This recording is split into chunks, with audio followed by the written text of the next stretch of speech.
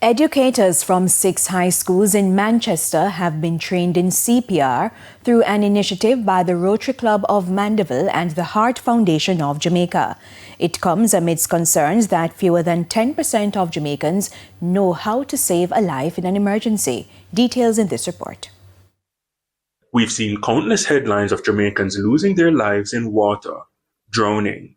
There have also been reports of cardiac arrests within homes, with less than 10% of the population knowing how to help save a life in an emergency. The Rotary Club of Mandeville, in partnership with the Heart Foundation of Jamaica, has trained several coaches, nurses, and teachers from 6 high schools across Manchester in CPR. The aim is to have 25% of the population trained. And this is how we're going to start. We're going to start with the schools, the teachers, the nurses, the coaches, all those who are in charge of your children, my children, all of us here. And we will, in fact, move to the public spaces.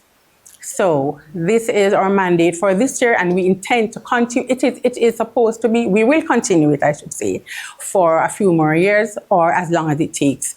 The club also plans to provide defibrillators in public spaces across the parish. These are life-saving devices that deliver an electric shock to the heart during cardiac arrest to restore a normal heartbeat.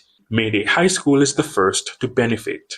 If we knew, if adults, apart from the nurses and the schools, knew how to save a life, we're sure that we could have an impact. The session thus far was conducted by the CPR Education Training Manager at the Jamaica Heart Foundation. Most emergencies happen outside of the medical facility, and therefore Heart Foundation is our mandate to train persons in this important skill. Because when somebody collapses, by doing early CPR, we give them the best chance to survive. If you don't do CPR, they'll die. And that's why this initiative by the Rotary Club in Jamaica, to partner with Heart Foundation to train persons in CPR, and also encourage them to use an AED machine is so important. Because we believe these skills can save a life. He also pointed to shortages in schools, which signal a need for more education. It's good to have many persons at a school trained in CPR. Too often you have a school, one nurse or one medical person who's trained, and that person is not on duty or is far away, then immediate attention is not rendered. Because it's the earlier start CPR, the higher chance of survival. If you delay giving CPR to somebody, then the chance of survival decreases significantly. Romarda Lyons, TVJ News.